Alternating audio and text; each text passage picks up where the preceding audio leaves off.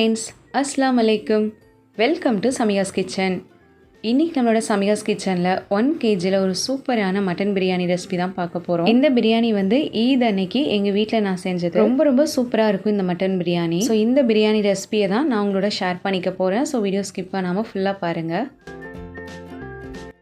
First இந்த பிரியாணி செய்கிறதுக்கு 1 kg biryani செய்யக்கூடிய ஒரு பேன் சூடு பண்ணிவிட்டு அதில் 150 ml எண்ணெய் சேர்த்துருக்கேன். அண்ட் இது கூடவே 100 கிராம் நெய் சேர்த்துக்கலாம். ஸோ 1 kg பிரியாணிக்கு 150 ml எண்ணெய் 100 கிராம் நெய் சேர்த்தா தான் கரெக்டாக இருக்கும். ரொம்ப அதிகமாக நெய் எண்ணெய் சேர்த்துட்டோம்னா பிரியாணி வந்து எண்ணெயாக இருக்கிற மாதிரி இருக்கும். எண்ணெய் நெய் ரெண்டுமே நல்லா சூடானது. இப்போ இதில் ஹோல் ஸ்பைசஸ் எல்லாம் சேர்த்துக்கலாம். 3 பீஸ் பட்டை, அப்புறம் ஒரு 10லேருந்து 12 ஏலக்காய், அதே மாதிரி ஒரு 10லேருந்து 12 கிராம்பு சேர்த்துக்கலாம். கொஞ்சமாக கல்பாசி சேர்த்துக்கிறேன். ஸோ அந்த கல்பாசி வந்து பிரியாணிக்கு நல்ல ஒரு ஃப்ளேவர் கொடுக்கும். அப்புறம் ஒரே ஒரு சின்ன பீஸ் ஜாதி பத்திரி சேர்த்துக்கலாம். இந்த பிரியாணி செய்யும் போது உங்ககிட்ட நட்சத்திர சோம்பு இருந்தால் அதுவும் ஒரு பீஸ் வந்து சேர்த்துக்கோங்க. இந்த ஸ்பைசஸ் எல்லாமே பிரியாணிக்கு நல்ல ஒரு ஃப்ளேவர் கொடுக்கக்கூடியது. ஸோ ஸ்கிப் பண்ணாமல் சேர்த்துக்கோங்க. ஸோ பட்டை, கிராம்பு, ஏலக்காய், அந்த ஹோல் ஸ்பைசஸ் எல்லாமே கொஞ்சம் நல்லா பொரிஞ்சதும் இதில் 1/2 கிலோ வெங்காயம் இந்த மாதிரி நல்ல தின் ஸ்லைசஸாக கட் பண்ணி வச்சிருக்கிறேன். இந்த வெங்காயம் சேர்த்துட்டு இந்த வெங்காயம் நல்ல ஒரு கோல்டன் ப்ரௌன் கலர் வர வரைக்கும் நம்ம வதக்கி விட்டுக்கலாம். இந்த பிரியாணிக்கு நல்ல ஒரு டேஸ்ட் கொடுக்கறதே வெங்காயம் நம்ம நல்லா வதக்கி எடுக்கிறது தான். ஸோ நல்ல ஒரு டார்க் ப்ரௌன் கலர் வர வரைக்கும் வதக்கி விடுங்க. அப்போ தான் அந்த பிரியாணிக்கு வந்து நல்ல ஒரு கலர், ஃப்ளேவர், டேஸ்ட் எல்லாமே கிடைக்கும். ஸோ வெங்காயம் இந்த அளவுக்கு நல்ல ஒரு கோல்டன் ப்ரௌன் கலர் வந்ததும் இப்போ இதில் நம்ம மல்லி, புதினா, பச்சை மிளகாய் எல்லாம் சேர்த்துக்கலாம். ஒரு கைப்பிடி அளவுக்கு புதினா, ஒரு கைப்பிடி அளவுக்கு மல்லித்தலை, அப்புறம் ஒரு 7 பச்சை மிளகாய் காரத்துக்கு ஏற்ற மாதிரி நம்ம சேர்த்துக்கலாம். இப்போ இந்த மல்லி, புதினா, பச்சை மிளகாய் எல்லாத்தையுமே ஒரு 2 நிமிஷம் நல்லா வதக்கி விட்டுக்கோங்க. ஸோ மல்லி, புதினா எல்லாமே இந்த மாதிரி நல்லா வதங்கினதும் இப்போ இதில் நம்ம இஞ்சி பூண்டு பேஸ்ட்டு சேர்த்துட்டு இஞ்சி பூண்டோட பச்சை வாசனை போகிற அளவுக்கு இதை நல்லா வதக்கி விட்டுக்கலாம். 1 kg பிரியாணிக்கு இஞ்சி பூண்டு ரேஷியோ வந்து நான் எப்படி எடுப்பேன்னா 100 கிராம் இஞ்சி, 75 கிராம் பூண்டு. ஸோ இந்த ரேஷியோவில் இஞ்சி பூண்டு எடுத்து பேஸ்ட்டாக அரைச்சி பிரியாணியில் சேர்த்துப்பேன். அதே மாதிரி நான் நார்மலாக இஞ்சி பூண்டு பேஸ்ட்டு வீட்டில் அரைச்சி வச்சுக்கிடணும்னா அதுக்கும் சேம் இதே ரேஷியோவில் தான் இஞ்சி பூண்டு எடுத்து அரைச்சி வச்சுப்பேன்.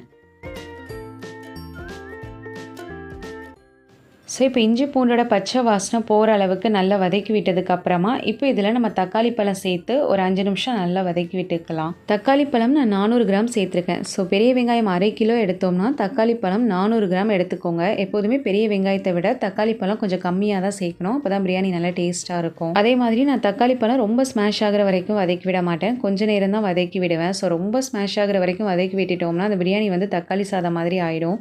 ஸோ அதனால் கொஞ்சம் நேரம் வதக்கி விட்டாலே போதும். தக்காளி பழம் கொஞ்சம் நல்லா வதங்கினதும் இப்போ இதில் நம்ம மட்டன் சேர்த்துக்கலாம். ஸோ மட்டன் வந்து நான் குக்கரில் ஒரு 4 விசில் மீடியம் ஃப்ளேமில் போட்டு வேக வச்சு தண்ணிலாம் வடிகட்டி எடுத்து வச்சுருக்கேன். ஸோ நான் மட்டன் வேக வைக்கும் போது கொஞ்சம் தண்ணி சேர்த்து தான் வேக வச்சுருந்தேன். அதே மாதிரி மட்டன் வேகும் போது அந்த மட்டன்லேருந்து கொஞ்சம் தண்ணி நல்லா விட்டுருந்துச்சு. ஸோ வேக வச்ச மட்டன் பீசஸை மட்டும் தனியாக எடுத்துட்டு இந்த மட்டன் வேக வச்ச தண்ணியை தனியாக எடுத்து வச்சுருக்கேன். இது வந்து நம்ம ரைஸ் வேக வைக்கும் போது தண்ணி மெஷர் பண்ணி சேர்க்கறதுக்கு தேவைப்படும். மட்டன் சேர்த்ததுக்கு அப்புறமா இதில் வந்து நம்ம காரத்துக்கு ஏற்ற மாதிரி மிளகாய்த்தூள் சேர்த்துக்கலாம். நான் 2 டேபிள் ஸ்பூன் மிளகாய்த்தூள் சேர்த்துருக்கேன். அப்புறம் பிரியாணி மசாலா அது வந்து ஒரு 1/2 டேபிள் ஸ்பூன் சேர்த்துக்கலாம். இந்த பிரியாணி மசாலாவில் பட்டை, கிராம்பு, ஏலக்காய் அந்த 3 சேர்த்து தான் அரைச்சி வச்சிருக்கேன். 1/2 டீஸ்பூன் மஞ்சள் தூள் சேர்த்துக்கலாம். அப்புறம் ஒரு 1/2 டேபிள் ஸ்பூன் மல்லித்தூள் சேர்த்துக்கோங்க. மோஸ்ட்லி நிறைய பேர் பிரியாணியில் வந்து மல்லித்தூள் சேர்க்க மாட்டாங்க. பட் இந்த மாதிரி கொஞ்சமாக வந்து நீங்கள் சேர்த்து பாருங்கள், அது ரொம்பவே நல்லா இருக்கும். மல்லித்தூள் கண்டிப்பாக சேர்க்கணும்னு அவசியம் இல்லை. உங்களுக்கு வேணாம்னா நீங்கள் ஸ்கிப் பண்ணிடலாம். ஸோ இப்போ இந்த மசாலா எல்லாத்தையுமே இந்த மட்டனோட சேர்த்து நல்லா மிக்ஸ் பண்ணி விட்டுக்கலாம். இது ஆல்ரெடி வேக வச்ச மட்டன் அப்படிங்கிறதால ரொம்ப போட்டு கிளறி விட வேணாம். கொஞ்சம் லைட்டாகவே மிக்ஸ் பண்ணி விடுங்க. அப்போ தான் அந்த பீசஸ் எல்லாமே உடையாமல் இருக்கும். ஸோ மசாலா எல்லாத்தையுமே நல்லா மிக்ஸ் பண்ணி விட்டதுக்கு அப்புறமா இதில் 1 கப் தயிர் சேர்த்து நல்லா மிக்ஸ் பண்ணி விட்டுக்கோங்க.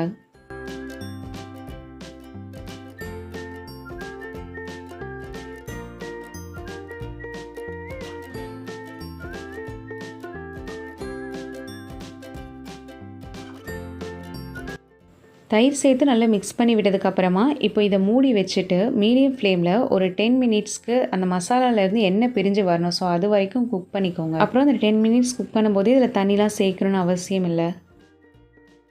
ஸோ இப்போ கரெக்டாக ஒரு 10 மினிட்ஸ்க்கு அப்புறமா அந்த மசாலாலேருந்து எண்ணெய்லாம் நல்லா பிரிஞ்சு வந்திருக்கு. இந்த மாதிரி எண்ணெய்லாம் நல்லா பிரிஞ்சு வந்ததும் இப்போ இதில் நம்ம தண்ணி மெஷர் பண்ணி சேர்த்துக்கலாம். நான் இந்த பிரியாணி செய்கிறதுக்கு பாஸ்மதி ரைஸ் தான் யூஸ் பண்ணியிருக்கேன். ஸோ 1 கப் பாஸ்மதி ரைஸ்க்கு 1.5 கப் நம்ம தண்ணி சேர்த்துக்கணும். ஸோ நான் எடுத்துருக்கிற இந்த கப்புக்கு 1 kg ரைஸ் 2.5 கப் இருந்தது. அதுக்கேற்ற மாதிரி நான் தண்ணி மெஷர் பண்ணி சேர்த்துக்கிறேன். ஸோ தண்ணி மெஷர் பண்ணும்போது மட்டன் வேக வச்ச அந்த மட்டனோட ஸ்டாக் அதையும் சேர்த்து தான் நான் மெஷர் பண்ணி சேர்த்துருக்கேன். ஸோ நீங்கள் எடுக்கிற அந்த 1 kg பாஸ்மதி ரைஸை வந்து இந்த மாதிரி ஒரு கப் அப்படி இல்லைனா நீங்கள் வந்து ஏதாவது ஒரு பேனில் வந்து அதை நீங்கள் மெஷர் பண்ணி எடுத்துகிட்டு அந்த பேனுக்கு 1.5 கப் வந்து நீங்கள் தண்ணி சேர்த்துக்கோங்க. அதாவது 1:1.5 ரேஷியோவில் நம்ம தண்ணி சேர்த்துக்கணும். இப்போ இதில் ஒரு லெமனோட ஜூஸ் பிழிஞ்சு விட்டுட்டு இதை நல்லா மிக்ஸ் பண்ணி விட்டுக்கலாம்.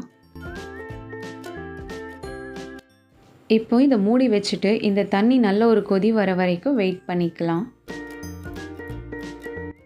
ஸோ இப்போ தண்ணி நல்லா கொதி வந்துருச்சு. இதில் நம்ம ஊற வச்சுருந்தா பாஸ்மதி ரைஸ் சேர்த்துக்கலாம். நான் 1 kg பாஸ்மதி ரைஸை நல்லா வாஷ் பண்ணி ஒரு அரை மணி நேரம் தண்ணியில் ஊற வச்சுட்டு அப்புறம் தண்ணிலாம் வடிகட்டி எடுத்து வச்சுருக்கேன். பாஸ்மதி ரைஸ் இந்த மாதிரி ஒரு அரை மணி நேரம் நம்ம ஊற வச்சுட்டோம்னா அந்த ரைஸ் சீக்கிரமாகவே குக் ஆகிடும். அண்ட் அது மட்டும் இல்லாமல் ரைஸ் குக் ஆனதுக்கப்புறமா பார்க்குறதுக்கு நல்ல லென்த்தியாகவும் அழகாகவும் இருக்கும். ஸோ ரைஸ் சேர்த்ததுக்கப்புறமா அந்த ரைஸை வந்து அந்த தண்ணியோடு சேர்த்து மெதுவாக அப்படியே மிக்ஸ் பண்ணி விட்டுக்கோங்க. இப்போ இதை மூடி வச்சுட்டு ஒரு 15 நிமிஷம் ஸ்டவ் மீடியம் ஃப்ளேமில் வச்சு நம்ம குக் பண்ணிக்கலாம். ஹை ஃப்ளேமில் வைக்காமல் மீடியம் ஃப்ளேமில் வச்சே குக் பண்ணுங்கள். ஸோ இந்த 15 நிமிஷம் நம்ம குக் பண்ணும்போது ரைஸ் ஒரு 50% நல்லா குக் ஆகி அந்த ரைஸோட லெவலும் தண்ணியோட லெவலும் நல்லா ஈவனாக வந்திருக்கும். இப்போ நான் ஒரு 15 நிமிஷம் கழித்து ஓப்பன் பண்ணி பார்க்குறேன். ஸோ பாருங்கள், ரைஸ் தண்ணி ரெண்டோட லெவலுமே கொஞ்சம் நல்லா ஈவனாக வந்திருக்கு. இருந்தாலுமே இன்னுமே கொஞ்சம் வந்து தண்ணி இருக்குது. ஸோ அதனால் இப்போ என்ன பண்ணணும்னா இதை மெதுவாக வந்து நம்ம ஒரு வாட்டி நல்லா கிளறி விட்டுட்டு அப்புறம் மூடி வச்சுட்டு ஒரு 5 நிமிஷம் ஸ்டவ் நல்லா லோ ஃப்ளேமில் வச்சு குக் பண்ணிக்கலாம். இந்த பிரியாணி நம்ம தம் போடும்போது இந்த பிரியாணியில் கொஞ்சம் கூட தண்ணி இருக்கக்கூடாது. ஸோ அதனால் அந்த தண்ணி கொஞ்சம் நல்லா ரெடியூஸ் ஆகிற வரைக்குமே நம்ம குக் பண்ணிக்கலாம்.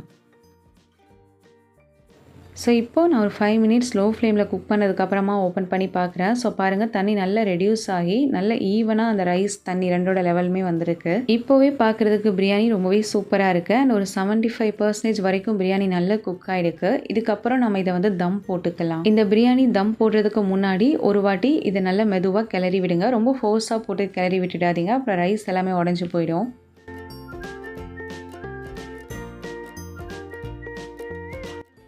ஸோ நான் அந்த பிரியாணி தம் போடுறதுக்கு முன்னாடி ஒரு அலுமினியம் ஃபாயில் வச்சு இந்த பிரியாணி பாட்டை அந்த மாதிரி நல்லா கவர் பண்ணிக்கிறேன். அப்போ தான் அந்த ரைஸ் வந்து நல்லா சூப்பராக தம் ஆகி வரும்.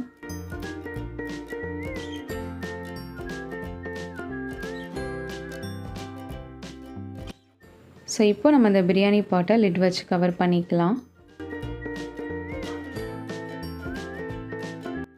ஒரு பழைய தோசைக்கல்லை ஸ்டவ் டாப்பில் வச்சு ஒரு 5 மினிட்ஸ் அந்த தோசைக்கல்லை நல்லா சூடு பண்ணிக்கோங்க. அந்த கல் நல்லா சூடானதும் ஸ்டவ் லோ ஃப்ளேமில் வச்சுட்டு இப்போ பிரியாணி பாட்டை அந்த தோசைக்கல் மேலே வச்சுட்டு ஒரு அரை மணி நேரம் தம் போட்டுக்கலாம். ஸோ நீங்கள் ஒரு அரை மணி நேரமாவது இதை டிஸ்டர்ப் பண்ணாமல் அப்படியே இந்த தம்மில் வச்சுருந்தா தான் அந்த பிரியாணி வந்து நல்லா சாஃப்டாக சூப்பராக உங்களுக்கு குக் ஆகி வரும். அது மட்டும் இல்லாமல் நம்ம லோ ஃப்ளேமில் வச்சு ஒரு தோசைக்கல் மேலே தான் பிரியாணி பாட்டும் வச்சு குக் பண்ணுறோம். அதனால் பிரியாணி அடிப்பிடிக்கிறதுக்கும் சான்ஸ் இல்லை. ஸோ கரெக்டாக ஒரு அரை மணி நேரம் அந்த பிரியாணி தம் போட்டதுக்கு அப்புறமா நான் ஃப்ளேம் சுவிட்ச் ஆஃப் பண்ணிட்டேன். சுவிட்ச் ஆஃப் பண்ணிவிட்டு உடனே வந்து நான் பேன் ஓப்பன் பண்ணலை. ஒரு 15 நிமிஷம் அப்படியே விட்டுட்டு அதுக்கப்புறமா தான் நான் ஓப்பன் பண்ணி காமிக்கிறேன். ஸோ பாருங்கள், பிரியாணி நல்லா சாஃப்டாக சூப்பராக குக் ஆகி வந்திருக்கு. பார்க்குறதுக்கே ரொம்பவே அழகாக இருக்குது. ஸோ அப்புறம் நான் அந்த பிரியாணி செய்கிறதுக்காக மட்டன் சேர்க்கும் போது எவ்வளோ மட்டன் சேர்த்தேன்னு சொல்கிறதுக்கு மறந்துட்டேன். 1 kg ரைஸ்க்கு நான் 1.5 கிலோ வந்து மட்டன் சேர்த்துருக்கேன். 1 கிலோ ரைஸ்க்கு 1.5 கிலோ மட்டன் சேர்த்து பண்ணும்போது அந்த பிரியாணி நல்ல மனமாகவும் செம டேஸ்டாகவும் இருக்கும். நீங்கள் வந்து மட்டன் பிரியாணி செய்யும் போது 1.5 கிலோ மட்டன் சேர்க்க முடியலனாலும் 1.25 கிலோ, அப்படி இல்லைனா 1 கிலோ ரைஸ்க்கு